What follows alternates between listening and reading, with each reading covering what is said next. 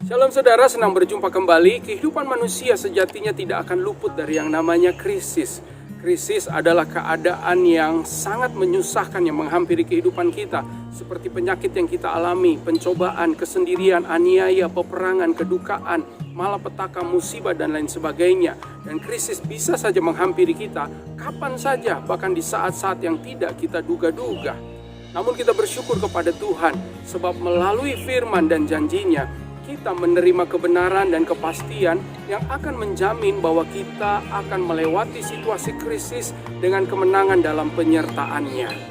Nah, saudara-saudara yang dikasihi oleh Tuhan, jika kita melihat dalam Alkitab, kita akan menemukan bahwa tujuan dari krisis yang dihadapi oleh orang percaya adalah kemuliaan Tuhan.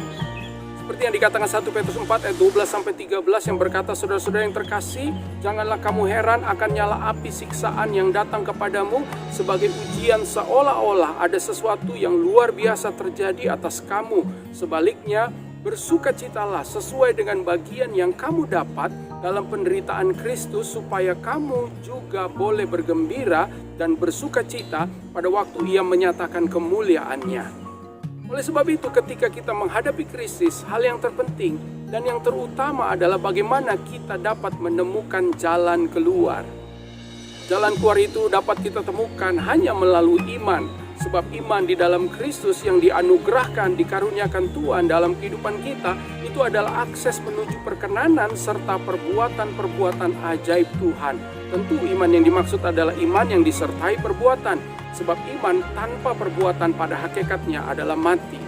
Karena itu pembahasan kita kali ini adalah 6 tindakan iman menghadapi krisis sebagai penantian untuk menemukan jalan keluar. Yang pertama adalah mengucap syukur. Mengucap syukur bukanlah liturgi atau ritual kebaktian. Mengucap syukur adalah sebuah kebiasaan yang baik dan sejatinya adalah gaya hidup orang percaya. Sebagai umat tebusannya, kita harus menjadi orang yang tahu bersyukur. Orang yang tahu bersyukur tidak akan mengeluh dan tidak akan bersungut-sungut terhadap apapun dan terhadap siapapun. Orang yang tahu bersyukur tidak akan menyerah. Sebagai anak-anak Tuhan, kita harus terus bertumbuh dan mengembangkan diri kita agar kita memiliki kemampuan untuk selalu bersyukur kepada Tuhan.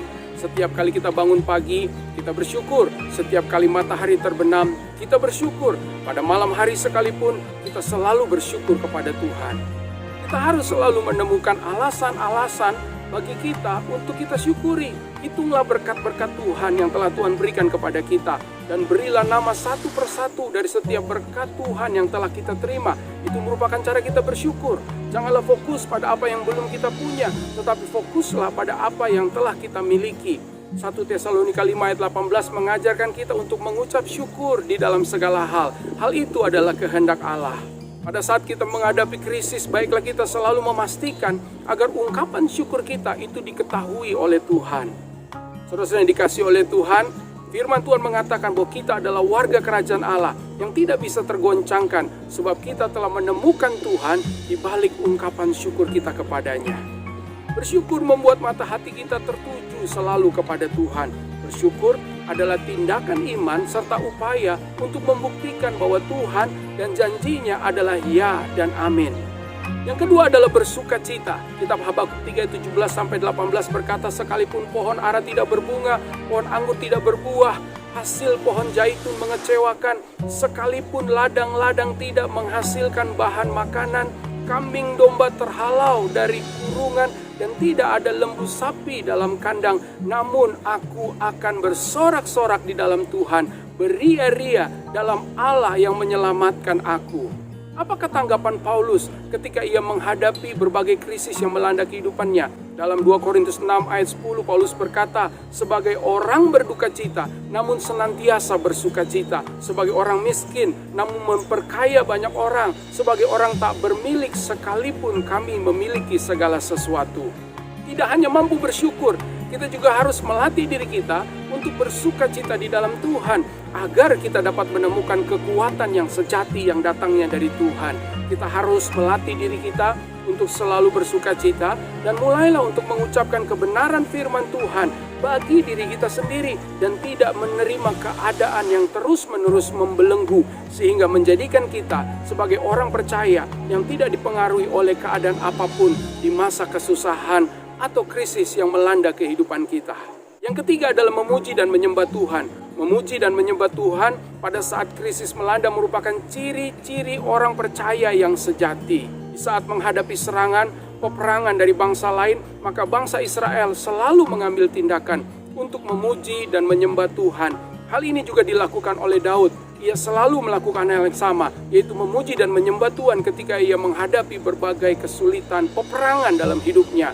Paulus dan Silas memuji dan menyembah Tuhan melalui nyanyian ketika mereka ada di dalam penjara. Bahkan Ayub di dalam keadaan krisisnya yang luar biasa, ia berkata, Tuhan yang memberi, Tuhan yang mengambil, terpujilah nama Tuhan. Saudara, jangan salahkan apapun dan jangan salahkan siapapun. Jangan melampiaskan kemarahan kepada apapun dan kepada siapapun ketika krisis datang dalam kehidupan kita, sebab hal itu hanya menyebabkan memperburuk keadaan kita. Yang keempat adalah bersyafaat. Ada perbedaan antara berdoa dan bersyafaat. Sebagai orang percaya, berdoa sama seperti bernafas. Berdoa telah menjadi nafas kehidupan kita. Tetapi bersyafaat yang dimaksudkan di sini adalah berdoa untuk orang lain. Kita juga harus mendisiplinkan diri kita agar kita juga dapat mendoakan orang lain pada saat kita sedang berada dalam pergumulan pribadi kita masing-masing. Yang kelima, tetaplah setia. Setialah kepada Tuhan, setia kepada suami, setia kepada istri, setia kepada keluarga, setia kepada pemimpin kita, setia kepada kelompok kita, bahkan setia kepada bangsa dan negara sekalipun. Sebab kesetiaan adalah buah pekerjaan dari iman. Kesetiaan adalah buah pengharapan, dan pengharapan tidak akan mengecewakan kita. Saudara dikasih oleh Tuhan, kesetiaan begitu penting karena kesetiaan adalah perwujudan dari komitmen kita terhadap perjanjian. Baik perjanjian kepada Tuhan maupun perjanjian kepada manusia. Sebagaimana Tuhan, Ia adalah Allah yang setia, yang tetap memegang perjanjiannya kepada kita karena Ia adalah Allah perjanjian yang kekal. Yang keenam adalah menguji diri atau introspeksi. Penting juga bagi kita untuk menguji diri kita sendiri di tengah-tengah terjadinya krisis dalam kehidupan kita. 1 Korintus 11 ayat 31-32 berkata, kalau kita menguji diri kita sendiri, hukuman tidak menimpa kita. Tetapi kalau kita menerima hukuman dari Tuhan, kita dididik supaya kita tidak akan dihukum bersama-sama dengan dunia. Dari ayat ini dijelaskan pentingnya menguji diri atau introspeksi. Sebab hal ini membuat kita tidak tertimpa hukuman. Ujilah diri kita sendiri, saudara. Apakah kita masih hidup dengan kesombongan? Apakah kita masih tidak mau mengampuni orang yang bersalah kepada kita? Dan apakah kita masih menyimpan dendam serta kepahitan di dalam hati kita? Apakah kita telah memutuskan ikatan kekudusan dengan Tuhan dengan cara memberi ruang kepada iblis melalui praktek-praktek kuasa kegelapan? Ujilah diri kita. Apakah kita malas dan mudah menyerah? Apakah kita masih memiliki pemberontakan di dalam hati kita? Apakah kita telah menjadi orang yang munafik? Apakah kita masih memiliki kekotoran atau kenajisan yang menempel di dalam diri kita yang perlu untuk ditahirkan oleh Tuhan? Mungkin saja kita masih melakukan aktivitas-aktivitas agama seperti berdoa, berpuasa, dan lain sebagainya. Tetapi tetaplah menguji diri kita sendiri di hadapan Tuhan. Saudara yang dikasihi oleh Tuhan, biasanya keadaan krisis juga merupakan bentuk teguran Tuhan bagi kita agar kita bertobat, menyadari keadaan kita, agar kita berbalik dari segala kesalahan, dosa, dan kejahatan kita dan kembali mendekat kepada Tuhan dan kembali mengasihinya dengan segenap hati. Daud dalam Mazmurnya kerap kali berkata, selidikilah aku ya Tuhan, buktikan aku ya Tuhan agar aku meninggalkan jalanku yang serong. Saudara-saudara yang dikasihi oleh Tuhan, selamat melanjutkan kehidupan kita bersama dengan Tuhan Yesus Kristus. Karena Tuhan Yesus adalah jalan keluar yang sejati, menuju kemenangan, kesempurnaan, dan juga keselamatan. Tuhan Yesus adalah jalan kebenaran dan kehidupan, dan bersamanya kita cakap menanggung segala perkara. Terima kasih sudah menyaksikan video ini. Tuhan Yesus memberkati saudara. Immanuel, Ia menyertai kita senantiasa.